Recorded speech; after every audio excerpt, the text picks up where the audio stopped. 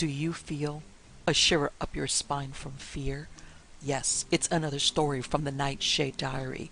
You know what that means. Check under the bed and make sure no one or nothing is there. Is the closet door securely shut? Then leave your disbelief behind. Amp up your imagination and hang on tight for another ride into terror and mystery. And like all good horror stories, just imagine it's a dark and stormy night. And remember, screaming like a little girl is permitted.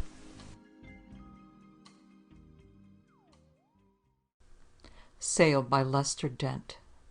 The fish shook its tail as the knife cut off its head. Red ran out of the two parts, and the fluid spread enough to cover the wet red marks where two human hands had failed to hold on the dock edge. Oscar Sail, with the palm of his own left hand in the puddle. The small policeman kept coming out on the dock, tramping in the rear edge of glare from his flashlight. Sail split the fish belly, shook it over the edge of the yacht dock, and there were some splashes below in the water. The stuff from the fish made the red stain in the water a little larger. When the small policeman reached Sail, he stopped and gave his cap a cock. He looked down at Sail's feet and up at Sail's head. The cop said, "Damn if you ain't a long drink of water." Sail said nothing. The cop asked, "That you give that yell a minute ago?" Sail showed plenty of teeth so that his grin would be seen in the moonlight. He picked up the fishhook and held it close to his red, wetted left palm. "Little accident," he said. When the cop put light on the hand, Sail tightened the thumb down and made a wrinkle in the palm. Red was squeezed out of the wrinkle, and 2 or 3 drops fell on the dock. It was enough like seepage from a cut on the fishhook might have torn that Sail went on breathing. "Hook, huh?" the cop said vaguely. He put the toe of his right shoe into the fish's head, open mouthful of snake fang teeth. "Barracuda," he added, not sounding as if that was on his mind. "They don't eat 'em in Miami, not when you catch the damn things in the harbor anyhow." Sail's laugh did not go off so well, and he turned it into a throat clearing. He said, "People get hot ideas." The policeman did not say anything and began spearing around with his flashlight beam. He poked it over the edge of the dock at one of the fish organs floating on the stained water. He held it there for what seemed a year. After he finally began pointing the beam at other places, the light located the bug eye. The bug eye was tied at the end of the dock with spring lines. Sloping masts were shiny and black canvas covers were on the sails. The hull looked black, neat, new. The cop dabbed his light up and down each of the 2 bug eye masts and asked, "Yours?" Sail said, "Yep." "What you call that kind of a boat?" Sail began talking heartily about the boat. He said, "Chesapeake Bay 5-log bug eye. She's 34 feet long at the waterline and 45 overall. Her bottom is made out of 5 logs drifted together with Swedish iron rods. She has 12-foot beam and only draws a little over 2 feet of water with the centerboard up. A bug eye has sloping masts. You tell 'em by that. And the clipper bow they always put on them. They're made." "Yeah," the cop said. "Uh-huh."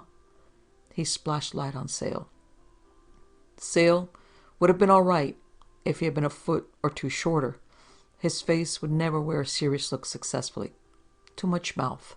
Sun and salt water was on its way to ruining his hair. Some of the black had been scrubbed out of his black polo shirt and black dungarees. Bare feet had long toes. Weather had gotten to all of the man a lot. The policeman switched off his line. "That was a hell of a funny yell," he said. "And damn if you aren't the tallest thing I ever saw." He stamped his feet as he walked away. Sail shut and opened his eyes slowly, and by the time he got rid of the effects of the flashlight, the officer was out of sight on shore. Sail held both hands out about a foot from his eyes. There was enough moonlight for him to see them. A slight breeze made coolness against one side of his face. Loud music came from the take a sail in the moonlight for $1 a couple boat at the far end of the city yacht basin, but a barker spoiled the effect of the music. 2 slot machines chugged alongside the lunch stand at Pier 6. After he had watched his hands tremble for a while, Sail picked up hook, line, fish, knife, and got aboard the bug eye. Sail. Name of the bug-eye was in white letters on the black life preservers tied to the mainstays. Sail grasped a line, took half hitches off a cleat, and pulled the live box made of laths partly out of the water. Some crawfish, crabs, and 2 more live barracudas were in the live box. He cut the line close to the live box and let the weighted box sink. The tiny cabin of the bug-eye had headroom below for a man of ordinary height. Sail had to stoop. The usual gear was neatly in place, cleverly stowed in the cabin. Sail popped the fish into a kettle in the galley, hurrying. With the point of the fish hook, he gouged a small place in his left palm, making faces over the job. He straightened out the stuff in the tackle locker enough to get rid of signs that a hook and line had been grabbed out in haste. After he had washed and held the mouth of a mercurochrome bottle against the gouge, he looked out of the hatch. The young policeman was back where the fish had bled and was using his flashlight. He squatted and picked up the fish head. He squeezed it and got fresh blood out of it. After a while, he stood up and approached the dock end. When his flashlight brightened the bug-eye's dark sloping mass and black sail covers, Sail was at the galley, making enough noise cutting up the fish to let the cop know where he was and what he was doing. Sail let 4 or 5 minutes pass before he put his head out of the hatch and looked. Perspiration had made the back of his polo shirt moist by then. The cop had gone somewhere else. Sail was still looking and listening for the policeman when he heard a man yell and a woman curse. The woman said, "Damn stinker," and more that was worse. The man's yell was just a yell. The sounds came out of Bayfront Park, which lay between the yacht basin and Biscayne Boulevard. Sail got out on deck and stretched his neck around. He saw a man run among the palms in the park. The man was alone. Then the small policeman and his flashlight appeared among the palms. During the next 5 minutes, the policeman and his flashlight were not motionless long enough for him to have found anything. Sail dropped into the bug-eye cabin and stripped naked, working fast. His body looked better without clothes. The hair on it was golden and long, but not thick. He put on black jersey swim trunks. Standing in the companion and looking around, his right hand absently scratched his chest. No one was in sight.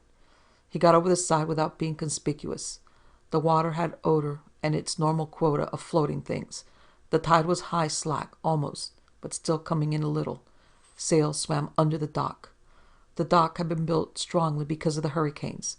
There was a net of cross timbers underneath, and anything falling off the south side of the dock would be carried against them by the tide. Sail counted pilings until he knew he was under the place on the dock where he had used to fish. He began diving and groping around underwater. He was quiet about that. He found what he was seeking on the 6th or 7th dive. He kept in the dark places as he swam away with it. One of the little islands in the harbor seemed to be the only place that offered privacy. He made for it. The island, an artificial half-acre, put there when they dredged the city yacht basin, was a heap of dark silence when Sail swam tiredly to it. Pine trees on the island had been bent by the hurricanes, some uprooted. The weeds did not seem to have been affected. Sail tried not to splash, coming out of the shallows onto the sand beach. He towed the Greek underwater as long as possible. 2 stubborn crabs and some seaweed hung to the Greek when Sail carried him into the pines and weeds. The knife sticking in the Greek and what it had done did not help. Weeds mashed under the body when Sail laid it down. Pulpy skin in the Greek's billfold were probably greenbacks and stiffer, smaller rectangles, business cards, silver coins, a pocket knife, 2 clips for an automatic. The gun was in a clip holster under the left armpit of the corpse. Inside the Greek's coat lining was a panel 4 inches wide, 5 times as long, 1/4 of an inch thick, hard and rigid. The Greek's wristwatch ticked. Sail put the business cards and the panel from the coat lining inside his swim trunks and was down on his knees, cleaning his hands with sand when the situation got the best of his stomach. By the time he finished with that, he had sweated profusely and had a headache over the eyes. He left the Greek on the island. The water felt cold as he swam back towards the bug-eye, keeping in what dark places he could find. The water chill helped the headache. Having reached the bug-eye with the stuff still in his swim trunks, he clung to the bobstay. The chain brace, which ran from the bow waterline to the end of the long bowsprit, He blew the brackish bay water off his lips quietly and listened. There was no sign anywhere that he had been seen or heard. He made himself sink and began feeling over the parts of the dock which would still be under water at low tide. Everything under water was inches thick with barnacle and oysters. He found a niche that would do, took the stuff out of his trunks, and wedged it there tightly enough so there was not much danger of it working out. Sale clung to the bug-eyes bobstay until all the water ran off him that he wanted to run. He then scrambled aboard and ducked into the cabin. He had started to shed the bathing suit when the woman said, "Please." Sale came up straight, and his head thumped the ceiling hard. She swung her legs off the forward bunk. Even then, light from the kerosene gimbal lamp did not reach more than her legs. The feet were small in dark blue sandals, which showed red enameled toenails. Her legs had not been shaved recently, and were nice. Sale chewed an imaginary something between two eye teeth while he squinted at the girl. He felt of his head where it had hit the ceiling. 2 or 3 times he seemed about to say something, but didn't, and went forward into one of the pair's small single staterooms. The shadow-embedded rest of her did not look bad as he passed. He shut the stateroom door and got out of the swim trunks.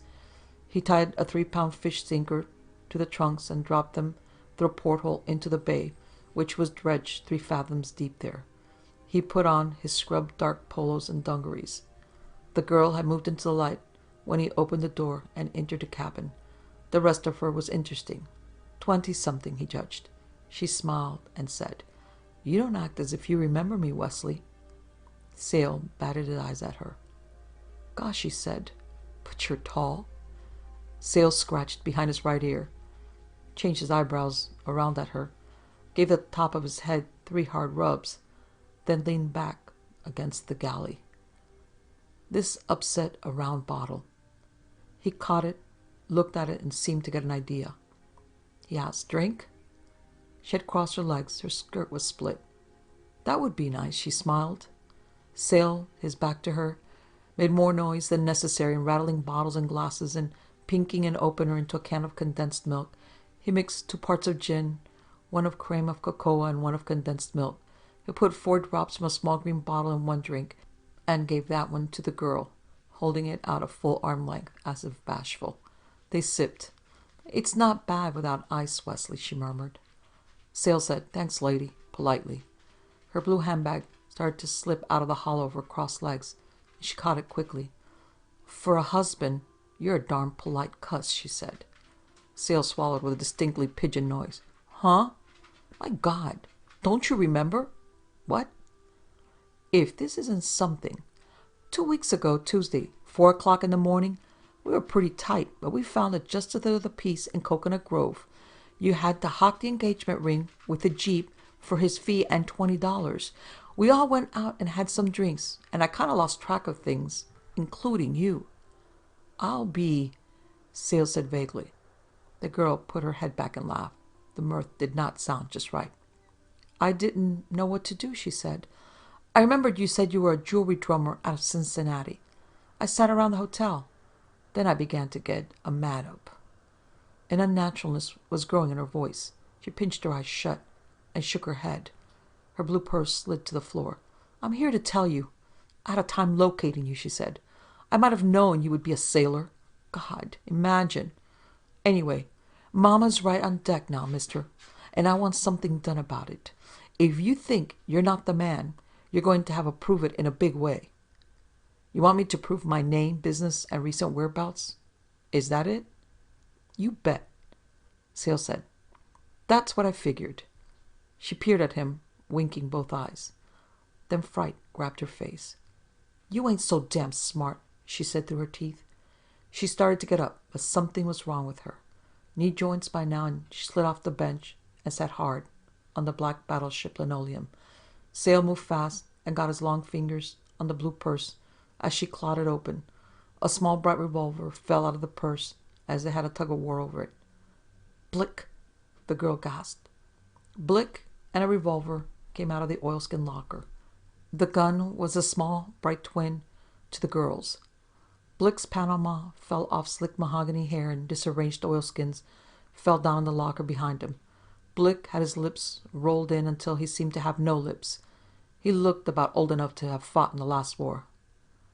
"Want it shut off?" he gritted. Sale jerked his hand away from the girl's purse, as if a bullet were already heading for it. He put his hands up high, as the cabin, carlings, and ceiling would allow. The upper part of his stomach jumped slightly with each beat of his heart, moving the polo shirt fabric. The girl started to get up, couldn't. She said, "Blick," weakly. Blick, watching Sale, threw at her. "You had to be a sucker and try that Mary when you were tight gagged to find out who he is?" The girl's lips worked with some words before they got out as sounds. "I know he doped drink." Blick gritted at Sale. "Bud, she's my sis. And if she don't come out of that, I wouldn't want to be you." Sale watched the bright sun. Sweat had come in on his forehead, enough to start running. "She'll be all right," he said. "What you give her?" "Truth serum." "You louse. Fat lot of good it'll do you." Sale said nothing. Blick ran his eyes up and down. Sale then said, "They sure left the faucet on too long when they poured you, didn't they, Bud?" Sale got his grin to operate. He said, "Let's see if some words will clear this any." Blick said, "That's an idea, Bud. I think I got you figured. You're some guy Andopoulos rung in. It was like Andopoulos to get himself some help." "Andopoulos was the one who got knifed?" Sales asked. "You ain't that dumb." "Was he?" "Nah. That was Sam, my pal." Sale rubbed on the top of his head. "I'm sort of confused." "You and us both," Blick said. "We're confused by you. We ain't seen you around before today. But me and Nola and Sam are watching Andopoulos. And he starts out on the dock. You're the only boat out here. So it's a cinch he wanted to see you." "He only made it about halfway out of the dock," Sale said dryly. "Sure. Sam headed him off. Sam wanted to talk to Andopoulos was all." "It wasn't all," Sale drawled.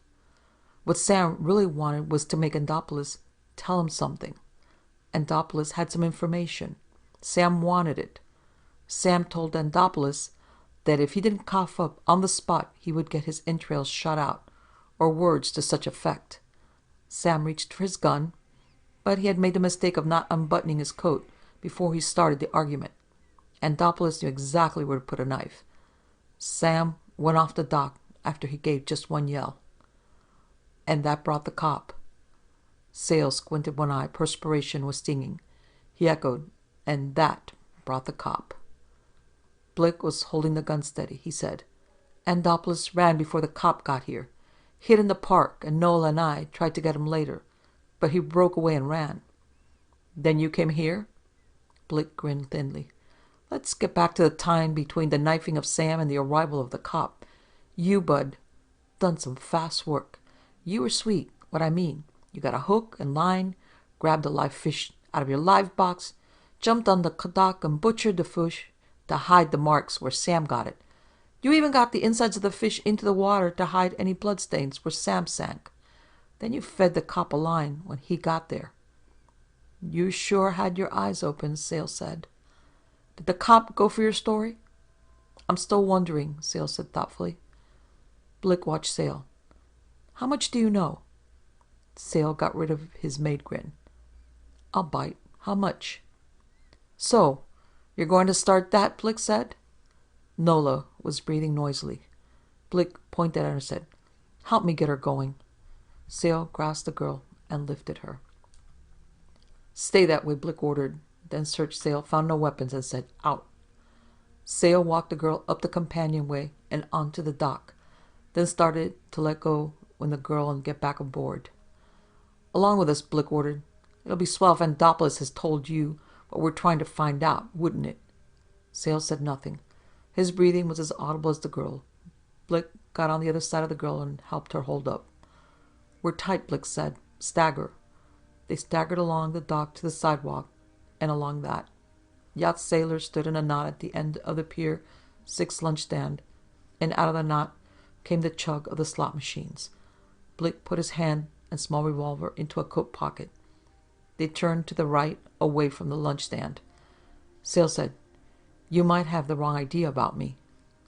"We'll get into that, Bud," Blick said. "We'll go into that in a nice place I know about." They scuffed over the sidewalk, and Blick, walking as if he did not feel he weighed more than a ton, seemed to think of a possibility, which pleased him.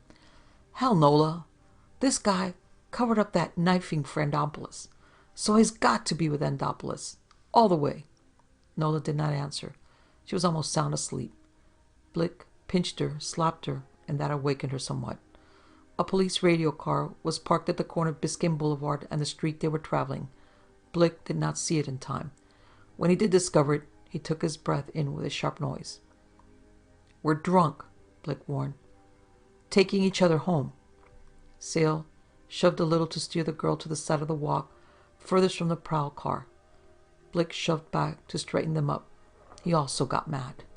Blick's gun was in his coat pocket, and if shooting started, it was no time for a gun to be in a pocket. Blick started to take it out, probably intending to hold it at his side where it could not be seen from the police car. Sale watched the gun start out of the pocket.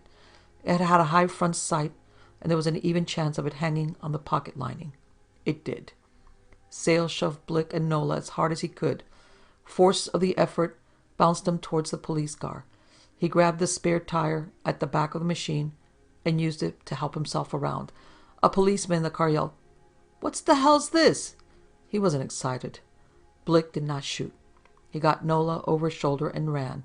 A taxicab was on its stand at the corner. Blick made it. Sale shouted, "Kidnappers!" One of the cops leaned out, looked at him and said, "Huh?"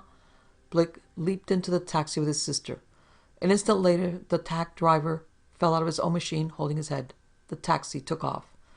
"They stole my heap!" the taxi driver shrieked. The police car starter began whining. It whined, and nothing happened. One cop wailed, "It never done this before." "Try turning on the switch," Sale yelled. The motor started. An officer stuck his head out of the car, said, "You stick around here, wise guy," and the machine left in pursuit of the cab. Sale, who had the legs for it, ran away from there very fast. Sale, when he reached the Pier 6 lunch stand, planted his hips against the counter and caught up with his breathing. A young man, who looked as youths in lunch stands somehow always look, came over, swiped at the counter with his towel, got a look at Sale, blinked, and wanted to know, "How's the weather up there?" "Dry," Sale said. "What you got in cans?" Sale drank the first and second cans of beer in gulps, but did some pondering over the third. When it was down, he absent-mindedly put 3 dimes on the counter. 45, the youth corrected. Cans 15. Sale substituted a $50 and put the nickel change in one of the slot machines, still involved with his thoughts. The one-armed bandit gave him a lemon and 2 bars, another bar just showing. "Almost a jackpot," someone said. History, Sale said, repeating itself. A telephone booth was housed at the end of Pier 6. Sale dialed the O and asked for police headquarters. The slot machines chugged at the lunch stand while he waited. A card on the phone box told how to report a fire, get the police, or call an ambulance. He read part of it, and headquarters answered. Sale said, "I want to report an attempted robbery. This is Captain Oscar Sale of the yacht Sale. A few minutes ago, a man and a woman boarded my boat and marched me away at the point of a gun. I do not know why. I feel they intended to kill me. There was a police car parked at the corner of Biscayne, and I broke away. The man and woman fled in a taxi. The officers chased them. I do not know whether the officers have reported yet." "They have." "Did they catch the pair?" "No." Sale almost said that was what he had called to find out, but caught himself in time. "It might help if you described the pair," the police voice said. Sale described an imaginary couple that were not like Blick and Nola in any particular except that they were man and woman. "Thanks," said the voice at headquarters. "When you get aboard your boat, tell Patrolman Joey Cripp to give us a ring. I'm Captain Raider. You'll probably find Patrolman Cripp on your boat." Sale was wearing a startled look as he hung up and felt for a nickel in the coin return cup of the telephone. 3 men were waiting in the cabin of Sale when Sale got there. 2 wore police uniforms, the other had civilian clothes. One policeman was using his tongue to lather a new cigar with saliva. The tongue was coated. His neck had some loose red skin on it. He was shaking, not very much, but shaking. The second officer was the small patrolman. He still had his flashlight. The man in civilian clothes was putting bottles and test tubes in a scuffed leather bag, which held more of the same stuff and a microscope, off which much of the enamel had been worn. His suit was fuzzy gray, rimless spectacles were pinched tight on his nose, and he had chewed half of the cigar in his mouth without lighting it. The cigar was the same kind the policeman with his shakes was licking. Sale said, "Captain Raider wants Patrolman Joey Cripp to call him." "That's me," the young patrolman said, and started for the companionway. "Wait a minute," Sale said. "You didn't happen to get a look at a man and a woman who left here with me a while ago?" "I sure did. I was behind the bush in the park." The young officer went out. The shaking policeman got up slowly, holding his damp cigar and looking miserable. He took a full breath and started words coming. "Gracious, but you're a tall man," he said. "I'm Captain Cripp, and Joey is my son. This is Mr. Waterman. You have a wonderful boat here. Some day I'm going to get me a boat like this and go to the South Seas. I want to thank you for reporting your trouble to Captain Raider, which I presume you have just done. And I want to congratulate you on your narrow escape from those two. But next time, don't take such chances. Never fool with a man with a gun. We'll let you know as soon as we hear anything of your attacker and his companion. They got away from the radio car. I hope you have a good time in Miami and no more trouble. We have a wonderful city, a wonderful climate." He shook with his chill. Captain Cripp pulled out another cigar and a shiny cylindrical metal lighter. He took another breath. "Smoke? Of course you do. Better light it yourself. I shake like a leaf. I've got the damn malaria, and every other day I shake. That's an excellent cigar, if I do say so myself. One of our native products, made right here in Miami, and as mild as an old maid's kiss. There! Didn't I tell you it was a good cigar?" He took back his lighter. He did not touch the bright metal, where Sale had held it and made fingerprints. "Isn't admission charged to this?" Oh yes. You are naturally puzzled by our presence here. Forget it. It means nothing at all. It's just an idea. Captain Raider got after talking to Joey about a yell and a fish."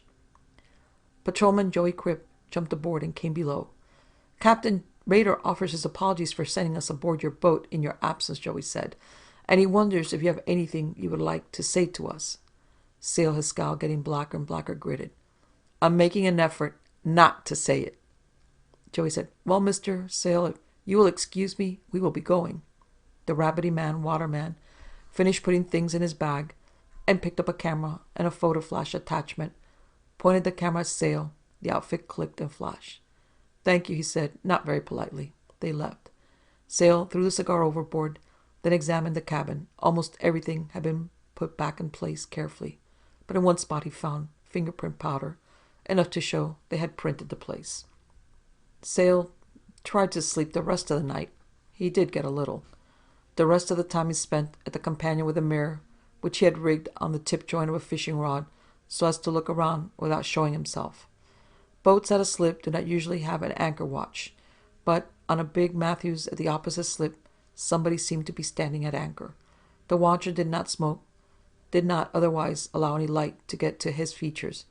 He might have been tall or short, wide or narrow.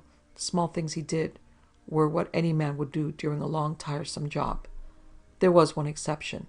The watcher frequently put a finger deep in his mouth and felt around. Sale took a shower with the dock hose. It gave him a chance to get a better look at the Matthews. The watch of the night was not in evidence. The sail's dinghy rode in stern davits, bug-eye fashion, at enough of a tilt not to hold spray. Sale lowered it. He got a brush and the dock hose and washed down the back topsides, taking off dried salt which sea water had deposited. He dropped his brush in the water at different times. In each case it sank, and he had to reach under for it. The fourth time he reached under for the brush, he retrieved the stuff which he had taken off the Greek. The articles had not worked out of the niche between the dock cross braces under the water, where he had jammed them. Sale finished washing down, hauled the dinghy up on the davits, and during the business of coiling the dock hose around its faucet, looked around. Any of a dozen persons in sight might have been the watcher off the Matthews. The others would be tourists down for a gawk at the yachts. He spirited the greased stuff below with a scrub brush. One of the cards said, Captain Santorin Gura Andopoulos of the yacht Athens Girl, chartered for Gulf Stream fishing. Nobody catching more fish. The address was Pier 5. The other 26 card said Captain Sam Dokomos, owned the Lignum Vitae Towing Company, an address and a telephone number for day calls only. There was also a piece of board 4 by 20 inches, a quarter of an inch thick mahogany, with screw holes in 4 corners. The varnish was peeled rather than worn, as was some of the gold leaf. The gold leaf formed a letter, 4 figures, K9420. Sail burnt everything in the galley shipmate. There was no one in the telephone booth at the end of the pier. He looked up the number of Pier 5, which was no more than 200 feet distant, and dialed it. Captain Andopoulos, he requested. Through the window he could see them go looking for Captain Andopoulos. It took them almost 5 minutes to decide. They couldn't find him. Maybe he went to the dentist, somebody thought. The one who had hunted suggested. Yeah? Yeah. He's been having a toothache, somebody said. Sail went back to the bug-out and put on a dark suit, tropical weight, a black polo shirt, and black shoes, his shore cruising rig. The cafeteria was overdone in chromium. The waiters who carried the trays were dressed in the same red that was on the walls. There was a score of customers and a boy who wandered among the tables selling newspapers and racing dope sheets. He sold more dope sheets than papers. One man, eating near the door, did not put syrup on his pancakes or sugar in his coffee. When he finished, he put a finger in the back of his mouth to feel. Sail finished his beer and donuts and strolled around the corner to a U-Drive-It. The only car in which they did not want to deposit was a little 6-cylinder sedan, not new. Sail drove it around, sticking his head out frequently to look for a tall building. He found it and parked in front of it. He made a false start into the building, then came back to take another look at an upright dingus. Then he went inside. He told the elevator operator loudly, 5, before they started up. The 5th floor corridor was empty. When the man who had felt of his tooth in the cafeteria came sneaking up the stairs, Sail was set. He had his belt strapped tight around his fist. The man got down on all fours to mew his pain. Sail hit again, then unwrapped the belt, blew on his fist, worked the fingers. He had the senseless man in his arms when the elevator answered his signal. Quick! I gotta rush my friend to a place for treatment, he explained. He drove 5 or 6 miles on a side road off the Tamiami Trail before he found a lonesome spot and got out. He hauled the man out. The man began big at the top and tapered. His small hands were calloused. Dirt was ground into the calluses.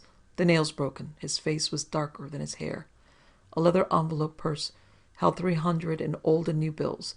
There was $1.61 in change, and the cashier's slip for his cafeteria breakfast in his trousers. A knife was in a holster against the small of his back. It was flat and supported by a high belt. Sail threw it in the canal at the roadside. It was not the one with which he had knifed Sam. He had left that one in his victim. Handfuls of water from the canal did not speed his revival much. When he finally came around, he groaned, squirmed, and started feeling of his bad tooth. Sail stood back and showed him a fat blue revolver. Just try to be nonchalant, Andopoulos, he advised. Andopoulos immediately stood up. Sit down, Sail directed sharply. Andopoulos walked towards him. Sail shoved the gun out, gritting desperately. This thing is loaded, you fool. Andopoulos leaped. Sail dodged, but hardly enough. Andopoulos hit him with a shoulder. The impact spun him. Since he didn't want to shoot, the gun was a handicap. It tied up his fist. Andopoulos hit him on the belt buckle. Numbness grabbed the whole front of his body. Something suddenly against his back was the ground. Yeah, Andopoulos screeched. Yeah! He jumped feet together at Sail's middle. Sail was too numb to move clear. The feet hit his chest. Everything seemed to break, and red-hot pain knocked the numbness out. Sail got Andopoulos' legs, jerked. Andopoulos windmilled his arms, but fell. Sale clamped onto one of the man's feet and began doing things to it and the leg.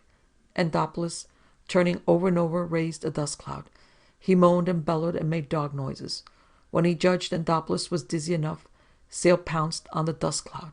He hit variously an arm, the ground, a hip, and other places which he could not identify. Andopoulos, bewildered and with dirt in his eyes, failed to get his jaw out of the way. Sale straightened, put back his head, and started to take a full breath. He began coughing, hacking, gagging, holding his chest. He sat down on the road. He began to sweat profusely. After a while, he unbuttoned his pants and pulled up his shirt. There was one purple print of the entire bottom of both of Andopoulos' feet, and the chest was skinned. The loose skin mixed with the long golden hair. There was not much blood. Andopoulos got his eyes open and snarled, "Yeah, I stomp you good if you don't lay off me." Sale coughed and got up. He kept his feet far apart, but did not teeter much. He said thickly, "My Macedonian friend, you stood anchor watch on me all night, and you were still trailing me this morning. Where do you get that lay-off stuff?" "Before that, I'm talking about," Andopoulos growled. "What?" Andopoulos took a breath and blew words out. "For 2 weeks now, you've been follow me like dog. I go to Bimini in 2 days, and you and that black bug-eye in Bimini before long. I make the run from Bimini here yesterday. You make him too. What you take me for, one blind owl, huh?" Sale asked, "Do you think you're bulletproof too?" Andopoulos snorted. "Me? I don't think you shoot." "What gave you that idea?" "Go jump in hell," Andopoulos said. Sale coughed, some deep and low, trying to keep it from moving in his ribs. He said, "All right. Now that we're being honest with each other, I'll tell you a true story about a yacht named Lady Luck. That's just so there won't be any misunderstanding about who knows what." Andopoulos crowded his lips into a bunch and pushed the bunch out as far as he could, but didn't say anything. Sale began. The Lady Luck, Department of Commerce registration number K9420, was as neat a little yacht as ever kedged off Featherbed Bank. She belonged to Bill, Lord of Tulsa. Out in Tulsa, they call him Bill the Osage Ogre, on account of he's got what it seems to take to find oil. Mrs. Bill likes jewelry, and Bill likes her, so he buys her plenty. Because Mrs. Bill really likes her rocks, she carries them around with her. You following me? Andopoulos was. He still had his lips pursed. Bill Lord had his Lady Luck anchored off the vet camp on Lower Matacumbe last November. Sale continued. Bill and the missus went ashore, looking over the camp. Bill was in the trenches himself back when, and is some kind of a shot in the American Legion or the Democrats, so he was interested in the camp. The missus left her pretties on the yacht. Remember that.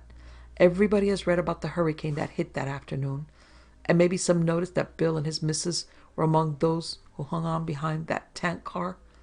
But the Lady Luck wasn't so lucky, and she dragged her pics off somewhere and sank. For a while, nobody knew where. Sale stopped to cough. He had to lay down on his back before he could stop, and he was very careful about getting erect again. Perspiration had wet most of him. He said, "A couple of weeks ago, a guy asked the Department of Commerce lads to check and give him the name of the boat and the name of the owner that carried the number K9420. That was a mistake." "Pooey," Andopoulos said, "on your story." "The word got to me," Sale continued. "Never mind how. It was easy to find. You were the lad asking for the dope on K9420. Inquiry brought out that you had a fishing party down around Matacumbe and Long Key a few days before you suddenly got curious about K9420. It was a little harder to locate the parties who had your boat hired at the time. 2 Pan-American pilots. They said you anchored off Lower Matacumbe to bottom fish, and your anchor fouled something, and you had a time, and finally, when you got the anchor up, you brought aboard some bow planking off a sunken boat. From the strain as it was torn loose, it was apparent the anchor had pulled the planking off the rest of the boat, which was still down there. You checked up as a matter of course to learn what boat you had found. Anthopolis looked as if something besides his tooth hurt him. Tough you didn't get in touch with the insurance people instead of contacting Captain Sam Dokomas, a countryman of yours who had a towing and salvage outfit and a bad reputation. Anthopolis growled, Damn. You said something then. Sale kept his voice lower to decrease the motion of his ribs and expelling air for words. You needed help to get the Lady Luck, but Captain Sam Dokomas tried to make you cough up the exact location. Then you smelled a double cross, got scared, and lit for Bimini. I've been hanging around all this time and not doing a good job of it, so you got wise to me. That scared you back to Miami. You had decided on a showdown and were headed for my boat when Captain Sam collared you on the dock. You took care of part of your troubles with a knife right there, but that left Captain Sam's girlfriend and her brother, Nola and Blick, or whatever their names are. They were in the know. They tried to grab you in the park after you fixed Sam up, but you outran them. Now, that's a very complete story, don't you think?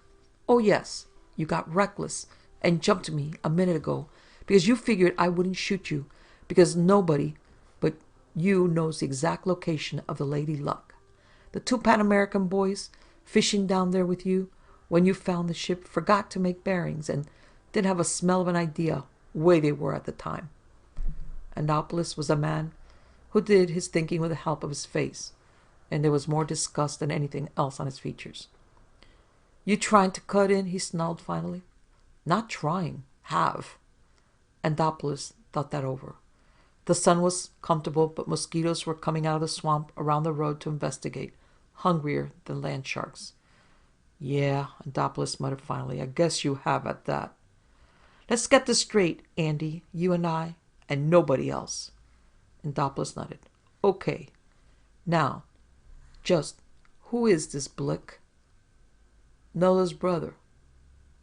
Now, hell, Andy. And Nola was married to that double-crosser Sam. Sale made a whistling mouth. So, it was Nola's husband you dirked. She'll like you for that. So what? She didn't go much for him much. No? Nah. That dame. Skip it, Sale said suddenly. He put his shirt on, favoring his chest. Dang fellow, you sure busted up my ribs. We've got to watch the insurance company. They paid off on Mrs. Bill's stuff. Over 100,000. They'll have wires out. Anthopolis nodded. What about stuff for diving? There's sponger equipment aboard my bug-eye, Sale said. I tried that racket over in Tarpon Springs, but you can't compete with those Greeks over there. Let's go, Anthopolis said. He was feeling of his tooth when he got in the car. Sale drove slowly. The road, nothing more than a high dike, built up with material scooped out to make the drainage canal, was rough. It hurt his ribs. Sale had driven no more than half a mile when both front tires let go their air. Maybe the car would still have remained on the road, but bullets also knocked holes in the windshield. The car was in the canal before anything else could be done about it. The car broke, most of its windows going down the canal bank. The canal must have been 6 feet deep. Its tea-colored water filled the machine at once. Sale's middle hurt, and he had lost his air and had to breathe in, and there was nothing but water. After the water had filled the car, it seemed to rush around inside. Sale tried the doors, but they wouldn't open. He did not touch Anthopolis in his struggles. Anthopolis did not seem to be in the car. Sale couldn't remember him having been thrown out. The first window Sale found was too small. He pummeled the car roof, but hardly had strength enough to knock himself away from what he was hitting. Then he was suddenly out of the car. He didn't know just how he had managed it. He reached the top, but sank twice before he clutched a weed on shore, after which an attack of the spasms kept him at first from hearing the shots. Yells were mixed in the shot noise. Sale squeezed water off his eyeballs with the lids, looked and saw Anthopolis on the canal bank. Anthopolis was some distance away and running madly. Blick and his sister Nola were running after Anthopolis. They were shooting at Anthopolis' legs, it seemed. They all three ran out of sight, but the sounds told Sale they had winged Anthopolis and grabbed him. Sale had wrenched some of the water out of his lungs by now. He swam to a bush which hung down into the water and got under it. he managed to get his coughing stopped. Andopoulos was sobbing at the top of his voice when Blick and Nola dragged him up. "Shoot his other leg off if he acts up," Nola, Blick said. "I'll get our tall bud." Sale began to want to cough. He desired to cough until it was almost worth getting shot for. "He must be a submarine," Blick said. He got a stick and poked around. "Hell, Nola, this water's 8 feet deep here anyhow." Andopoulos bubbled something in Greek. "Shut up," Blick said. "We'll put bullets into you like we put 'em into that tires of your car." Andopoulos went on bubbling. "His leg is bleeding bad, Blick," Nola said. "Hell, I care. He knifed your husband, didn't he?" Air kept coming up in big bubbles from the submerged car. Sale tried to keep his mind off the cough. Blick stood for a sentry on the bank with his bright little pistol. "He must have drowned," Blick said. Andopoulos moaned. "Didn't you know we had been shagging you all night and morning?" Blick asked him. "Hell, if you hadn't been so occupied with that long, lean punk, you'd have got wise. Maybe." Nola said, "We better get his leg fixed." "If he ain't free with his information, he won't need his leg anymore," Blick said. "Let's get the hell away from here." Andopoulos whimpered as they hazed him away. They apparently had a car in the bushes beside the canal some distance down the road. Its noise went away. Sale crawled out and had a good cough. Captain Cripp looked wide-eyed and hearty and without a sign of a chill as he exclaimed, "Well, well, good morning, good morning. You know, we began to think something had happened to you." Sale looked at him with eyes that appeared to be drained of everything but the will to carry on, then stumbled down the remaining 3 steps into the main cabin of Sale. He let himself down on the starboard seat. Pads of cotton under gauze thickened his neck and wrists. He had discovered the car windows had cut him. Iodine had run from under one of the pads and dried. He had just come from the hospital. Young Bonnie Patrolman Joey Cripp looked at Sale. His grin took the looseness out of the corner of his mouth. "Tisk, tisk," he said. "Now that's terrible. You look a sight. By God, it's a wonder you're alive. I hope that didn't happen in Miami." Sale gave them a look of bile. "This is a private boat, in case you forgot."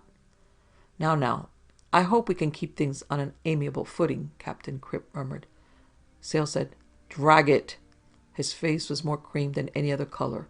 He reached behind himself in the tackle locker and got a gaff hook, a 4-foot shaft of varnished oak with a tempered bright steel hook of needle point. He showed them the hook and his front teeth. "I've got a 6-aspirin headache and things to go with it. You 2 polite public servants get out of here before I go fishing for kidneys." Patrolman Joey Cripp stood up. "I didn't think we'd have any trouble with you, Mr. Sale. I hoped we wouldn't, on account of you acted like a gentleman last night." "Sit the hell down, Joey," Captain Cripp put in. "Mr. Sale, you're under arrest, I'm sorry to say." Sale said, "Arrest?" He scowled. "Is this on the level?" "It sure is." "Pop said it," agreed young Joey. Captain Cripp shook a finger at Sale. He said, "Listen. Watermen found human blood in that fish mess on the dock last night. The harbor squad divers went down this morning. He found a bathing suit with a sinker tied to it. He also found a live box with some live barracuda in it. It was a barracuda you butchered on the dock. Your fish line you had in your hand when Joey got there was wet, but it don't take a minute to wet a line. You described a man and a woman that looked a lot different from the pair Joey saw you with. We've been doing some arithmetic, and we figure you were covering up." "Now," Sale said, "I guess I'm supposed to get scared?" "I don't know," Captain Cripp said, "but a dead Greek was found over on the island this morning, and in your bathing suit, which the diver got, was some island sand and some stickers off the pine trees like grows on the island." "I guess," Joey said, "it does look kind of funny." "I regret that it does," Captain Cripp agreed. "After all, evidence is evidence, and while Miami has a wonderful hospitality, we do draw lines, and when our visitors go so far as to use knives on—" "Let's get this straight," Sale put in. "Pine tree stickers and sand are just about alike here and in Key West, and points between." "You may be assured." Sale sprang up, gripping the hook. He began to yell, "What's the idea of this clowning? I know you 2 lug cops when I see 'em. If you got something to say, get it off your chests." Joey sighed. I guess courtesy is something you can't acquire. What you say, Pop? Hell with the Chief's courtesy campaign, huh? Now that you mention it, Joey, okay, Captain Crib pulled manacles out of his hip pocket. We're going to fan you into the can, and we're going to work you over until we get the straight of this. Sales slammed the gaff into a corner. That's more like it. If you hadn't tried the fancy pants around last night, I'd have showed you something then. Sale shuffled into the galley and got the rearmost can of beer out of the icebox. It gurgled when he shook it, but that was because of the small sealed jar of water which fitted inside it. Stuffed around the jar were some sheets of paper. He held the documents out to the two policemen. Joey raked his eye over the print and pen signatures, then spelled them out, lips moving. "Aw, this don't make no difference," he said. "Or does it?" Captain Crib complained. "My glasses fell off yesterday when I was having one of my infernal chills." "What does it say, Joey?" "He's a private dick, commissioned to locate some stuff that sank on a yacht called the Lady Luck. The insurance people hired him." Captain Crib buttoned his coat, squared it over his hips, set his cap with a pat on the top. "Who signed the papers, Joey?" Joey said. "They're all right, Pop. From what it says, I guess this private op is the head of something called Marine Investigations. Reckon that's an agency, huh?" Captain Crib sighed and ambled over to the companionway. "Beauty before age, Joey." Joey bristled. "Seamus or no Seamus, I say it don't make no difference. Let the next guy have the honor, Joey. Look, Pop, damn it. The last private op I worked over got me 2 years in the sticks," he said. Something about me chiseling in on the reward, and the skipper believed him. It was a damn lie, except, well, out, Joey. "But, Pop, the stinker." "Out," Captain Crib barked. "You're as big a fool as your ma." Joey licked his lips, raking sail with malevolent eyes. Then he turned and climbed the companion steps. Captain Crib looked at Sail. He felt for the bottom step with one foot without looking down. As if he didn't expect it to do any good, he asked, "You wouldn't want to cooperate?" "I wouldn't." "Why not?" "I've done it before." Captain Crib grinned slightly. "Just as you say, but if you get yourself in a sling, it'd be better if you had a reason for refusing to help the police. All I get out of this is 10% for recovering the stuff. I can't see a split. I need the dough. And you with a boat like this? Maybe I like boats, and maybe it keeps me broke. The only reason you're not in the can right now is that any shyster could make this circumstantial evidence look funny as hell. Forget the split." "Thanks," Sale said. "Now I'm going to sound off. It just might be that you lads think you can let me finish it out, then step in and maybe find the location of that boat for yourselves. Then, while I was in your Bastille, trying to explain things you could think to ask me, the stuff might disappear off the boat. That's kind of plain talk. I feel kind of plain right now." Captain Crib's ears moved up a little with a tightening of his jaw muscles. He took his foot off the companionway step. He gave his cap an angry adjustment. Then he put the foot back again. "This malaria is sure something. I feel like a lark today. Only I keep thinking about the chills tomorrow." "Try whiskey and quinine," Sale said. "I think the whiskey part gave it to me." The two cops went away with Joey kicking his feet down hard as the dock planks. Sale took Ryan aspirin for what ailed him, changed clothes, took a taxi uptown, and entered what looked like the largest hardware store. He asked where they kept their marine charts. The nervous old salesman in the chart department had a rip in his canvas apron. He mixed his talk in with wavering gestures of a pipe of which most of the stem had been chewed. "Mister, you must have some funny things happen to you. You being so tall," he said. "Right now you look as if you had an accident." Sale steadied himself by holding to the counter edge. "Who sells government charts here, Dad?" "Well, there's one other store besides us, Hopkins Carter. But if you're going down on the Keys, we got everything you need here. If you go inside, you'll want charts 32, 60, and 61. They're the strip charts. But if you take Hawk Channel, you'll need Harbor Chart 583 and charts 1249, 50, and 51. Here, I'll show." Sale squinted his eyes. swallowed, and said, I don't want to buy a chart. I want you to slip out and telephone me if either of certain two persons comes in here and asks for charts. 1250, the one which covers Lower Matacumbe. Huh? Sale said patiently. It's easy, Dad. You just tell the party you got to go get the chart and go telephone me. Then stall around 3 or 4 minutes as if you're getting the chart out of the stockroom. That'll give me time to get over here and pick up their trail. The nervous old man put his pipe in his mouth and immediately took it out again. What kind of shenanigans is this? Sale showed him a license to operate in Florida. One of them fellers, huh? The old man did not seem impressed. Sale put a $5 bill on the counter. That one's got a twin. How about it? The old man picked up the bill, squinted at it. You mean this is a counterfeit or something? What? No. Control your imagination, Dad. The 5 is good, and it's yours. And another one like it if you help me. You mean I keep this whether they show up or not? That's the idea. Go ahead, mister, and describe them people. Sale made a word picture of Blake and Nola. Not trusting Dad's memory, he put the salient points down on a piece of paper. He had a telephone number. That phone is a booth in a cigar store on the next corner. How far is this Hopkins Carter store? About 2 blocks, reckon. I'll be there for the next 10 minutes. Then I'll be in the cigar store. Ask for Chief Stuart Johnson when you call.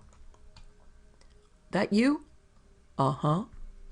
Sale, walking off, was not as pale as he had been on the boat. He had put on a serge suit with more black than blue and a new black polo. When he was standing in front of the elevator, taking a pull at a flat amber bottle, which had a crown and a figure on the label, the old man yelled, Mister! Sale lowered the bottle, started coughing. Let me look at this again and see if you said anything about the way he talked, the old man said. Sale moved back to where he could see the old fellow peering at the paper, which held the descriptions. The old man took his pipe out of his teeth. Mister, what does that feller talk like? Well, about like the rest of these crackers. No, wait. He'll call you Bud 2 or 3 times. The old man waved his pipe. I already sold that man a 1250. The hell? Around half an hour ago, I reckon. That's swell. Sale pumped air out of his lungs in a short laugh, which had no sound except such noise as the air made going past his teeth and out of his nostrils. There was this one chance. They would probably want a late chart for their X marks the spot. And now they've got it. So they'll be off to the wars. He kissed the palm sneeringly. That for the whole works. He weaved around, a lot more steady than he had been a minute before. He put the flat flask between his teeth and looked at the spinning ceiling fan. By the time the bottle was empty, his head and eyes were screwing around in time with the flying blades. He got his feet tracking in the general direction of the door. The old man said, That there chart was delivered. Sale maneuvered a turn and halt. Huh? He ordered it over the telephone, and we delivered. I got the address somewhere. The old man thumbed his order book, stopping to point at each name with his pipe stem. A while away, he said finally, a houseboat on the Miami River below the 12th Street Causeway. Sale cocked the empty bottle in a wastebasket, put $5 in front of the old man, and headed for the elevator. He was a lot steadier. The houseboat, while away, was built for rivers, and not very wide ones. 60 feet of thereabouts waterline. She had 3 decks that put her up like a skyscraper. She was white, or had been. A man who loved boats would have said she should never have been built. Scattered on shore near was a gravel pile, 2 trucks with nobody near them, a shed junk from the hurricane, a trailer with both tires flat and windows broken, and 2 rowboats in as bad shape as the trailer. Sale was behind most of the junk at one time or another on his way to the riverbank. The river ran between wooden bulkheads at this point. Between Sale and While Away, 2 tugs, a yawl, a cruiser, and another houseboat were tied to dolphins along the bulkhead. Nobody seemed to be on any of the boats. Sale stripped to dark blue silk underwear shorts. He hid everything else under the junk. The water had a little more smell and floating things than in the harbor. After he had eased down into it, he kept behind the moored boats next to the bulkhead. The tide carried him. He was just coming under the bow of the While Away when one of the square window ports of the houseboat opened. Sale sank suddenly. He thought somebody was going to shoot or use a harpoon. Something heavy, evidently it fell out of the porthole, hit the water. It sank quickly. Touching Sale, it pushed him aside. It went on sinking. Sale got the idea that a Navy anchor was at the lowermost part of the sinking object. He swam down after it. The river had only 2 fathoms here. He did not have much trouble finding it. When he clung to the object, the tide stretched his legs out behind. Whoever had tied the knots was a sailor. Sailor knots, while they hold, are made to be easily untied. Sale got them loose. He began to think he wouldn't make the top with his burden. He was out of air. His head came out of the water with his eyes open, fixed in the direction of the square port. Nobody's head was there. No weapon appeared. Sale looked around, then threw an arm up. He missed the first spring line which held the houseboat to the bulkhead. He grasped the next one. He held Nola's head out. Water leaked from Nola's nose and mouth. Some of the rope which had tied her to the heavy Navy anchor was still wrapped around her. Sale used it to tie her to the spring line so that her head was out of the water. Then he had to try twice before he could get up the spring line to the houseboat deck. Nola began gagging and coughing. It made a racket. Sale stumbled through the handiest door. Waves of pain jumped from his ribs to his toes, from ribs to hair. The bandages had turned red, and it was not from mercurochrome. The houseboat furnishings must have been something 15 years ago. Most of the varnish had alligatored. Sale got into the galley by accident. Rust, dirt, smell. He grabbed the only things in sight, a quart brass fire extinguisher and a rusted ice pick. He found a dining salon beyond the galley.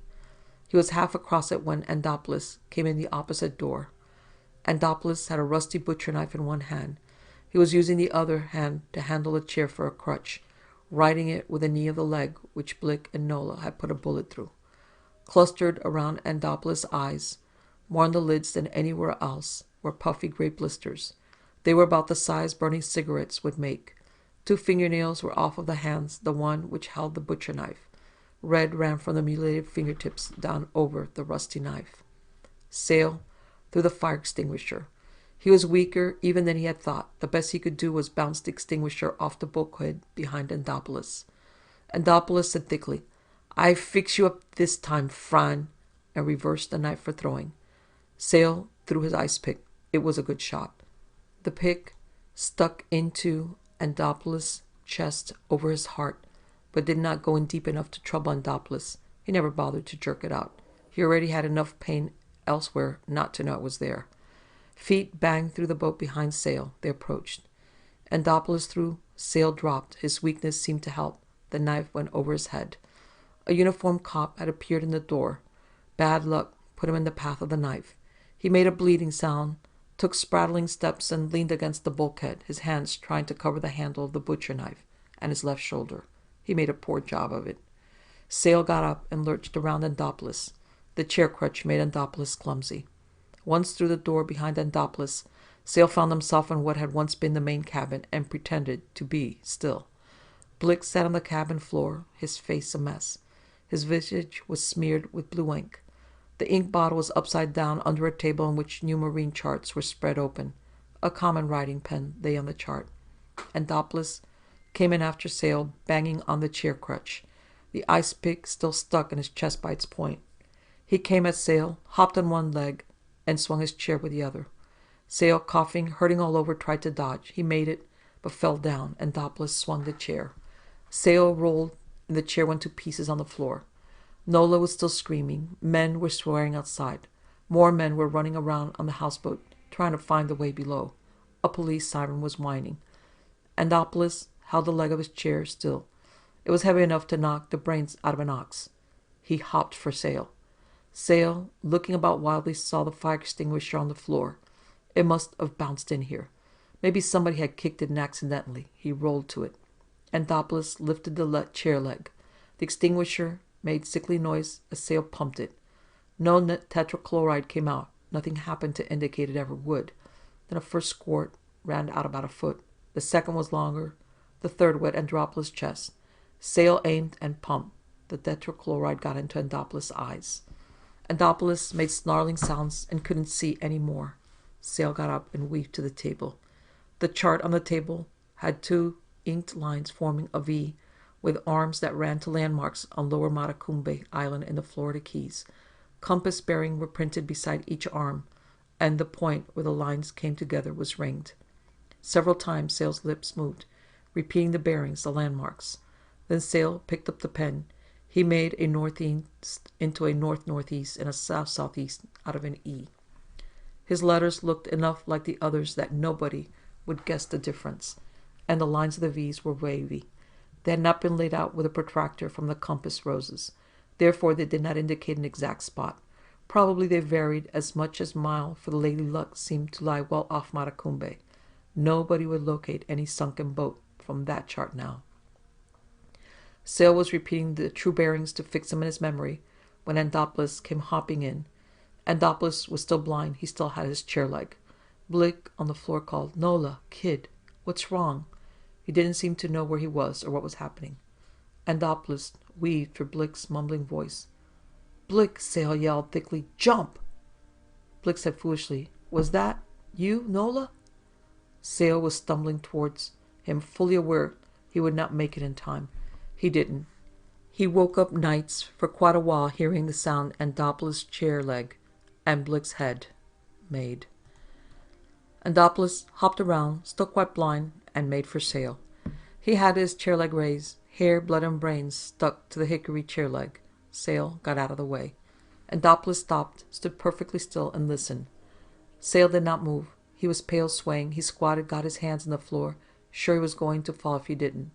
He tried not to breathe loudly enough for Andopoulos to hear. Captain Cripp, Patrolman Joey Cripp, and the old man from the hardware store came in together, looking around. The old man pointed at Sale and began, "There's the man who asked about the fellow that got the chart. I told him the chart was delivered here, and he probably had come right." Andopoulos rushed a voice, holding his chair leg up. "Look out!" Sale croaked. Andopoulos instantly veered for where he thought Sale's voice had come from. He was a little wrong. It was hard for him to maintain a direction, hopping on one leg. He hopped against a wall, hard. Andopoulos sighed, leaned over backward, and hit the floor. He had a fit, a brief fit, ending by Andopoulos straightening out and relaxing. Hitting the wall had driven the ice pick the rest of the way into his chest. Sale remained on all fours on the floor. He felt, except for the pain, as if he were very drunk on bad liquor. He must have remained on his hands and knees a long time, for he was vaguely aware that Captain Cripp and Joey had walked around and around him, but without speaking. Then they went over the table and found the chart. They divided their looking between the chart and each other. "It's it," Joey said. "Yeah," Captain Cripp sounded thoughtful. "What about it, Joey?" "You're the boss, Pop." Captain Cripp turned the corners of his mouth down. He folded the chart, stuck it inside his clothing under his belt, and he straightened his uniform. A doctor came in at last. He seemed to be a very silent doctor. He picked up Andopoulos' wrist, held it a while, then put it back on the floor carefully. The wrist and arm were more flexible than that much rubber would have been. The doctor did not speak. Sale was still on all fours. The doctor upset him gently. Sale had his tongue between his teeth. The doctor explored with his hands. When he came to Sale's chest, a small amount of sound escaped between Sale's tongue and teeth. "My God," the doctor said. 4 men helped with the stretcher as far as the ambulance, but only 2 when it came to getting the stretcher into the ambulance. 2 could manage it better, using a system which they had. The ambulance motor started. Captain Cripp got into the ambulance with Sale. He was holding his right hand to his nose. "About Joey," he said. "I've been wondering if Joey believed in something on the side. When he could get it. You know, kind of the modern idea." He took his hand from his nose and quickly put a handkerchief in its place. The handkerchief got red at once. Then he put the folded marine chart under Sale's head. "Joey," he chuckled, "is as old-fashioned as angels. Only he about busted my beak before I could explain."